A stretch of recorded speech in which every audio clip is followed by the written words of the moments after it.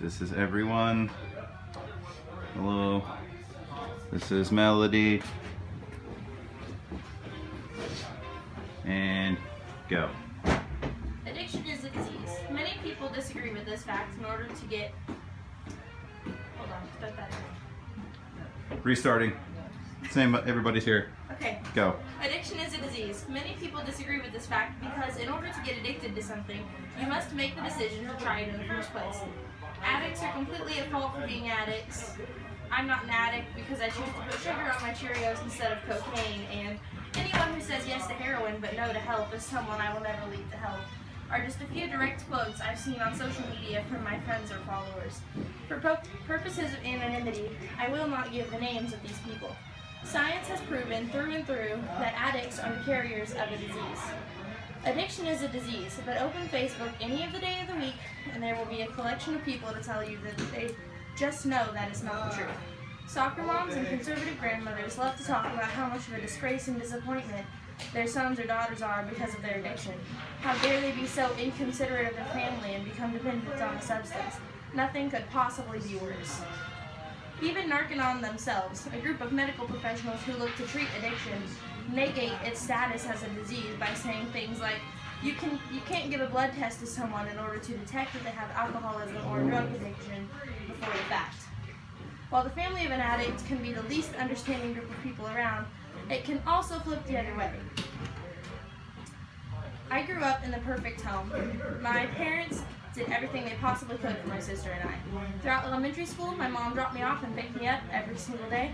Every time there was a school party, my mom would show up with homemade snacks in tow. Each day after school, a collection of friends from the neighborhood were at my house for snacks. Homework and Super Mario Brothers tournaments were also a common happening in my house. My dad worked a lot. He worked so much that he was rarely around for school functions or even to converse with my friends in the evening. Sometimes my dad would come home from work and in the living room would be people that he had never met before, simply because he worked so often that I had a whole life he had very little time to be part of.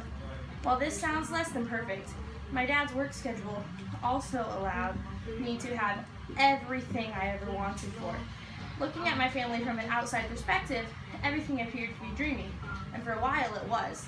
Little did I know addiction was lurking around the corner. One day I noticed a shift in the family fairy tale.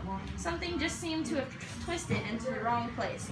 Things weren't meshing anymore. Soon after I noticed the shift, things went as wrong as they ever could have. My mom stopped sleeping, dad stopped sleeping, groceries were never part of the daily routine. Instead of finishing my day with a home-cooked meal, frozen pizzas and cereal became a privilege and delicacy. Things were just the opposite of how they had been previously. I couldn't understand it. My once perfect, attentive mother seemed to disappear. She spent days at a time holed up in her office. My mom disappeared to the point that I had to learn how to be an adult at the age of 12 or 13. My little sister needed someone to depend on, and neither of my parents were addressing that any longer. I learned to cook, clean, and grocery shop at a very young age because of the changes that were obviously happening to my parents. Drug addiction turned my parents into completely different people, and for a while, I stopped addressing its credibility as a disease. It seemed like an excuse. One day, I came home from school, and my dad was gone. I left for school that morning, and my dad packed his things and disappeared.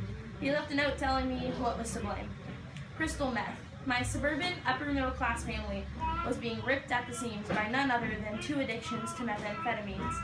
The craziest part was that outside of the four walls of our home, nobody realized what was happening. My parents hid their diseases because they felt the stigma of being an addict was too much to bear.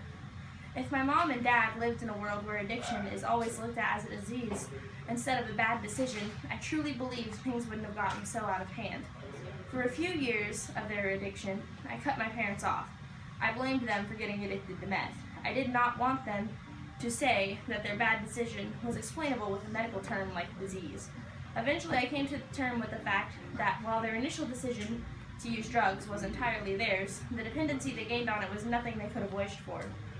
Being the child of two addicts, I can tell you from very personal experiences that addiction is a disease. Nothing short of a medical condition could ever take a picture-perfect family and rip it apart the way an addiction can. Crystal meth took the family that I loved and cherished and turned it into something that no longer exists. Thankfully, people have disregarded the uneducated opinions found online and become willing to offer treatment to addicts. Without treatment and rehabilitation processes, my parents could both be in a much worse place than I ever could have hoped for them. I've said it before, and I will say it for the rest of my life. Addiction is a disease. I hope after listening to me this evening, you have come to learn why addiction is a disease, and you agree with me that people should be able to get treatment. Thank you. Hooray!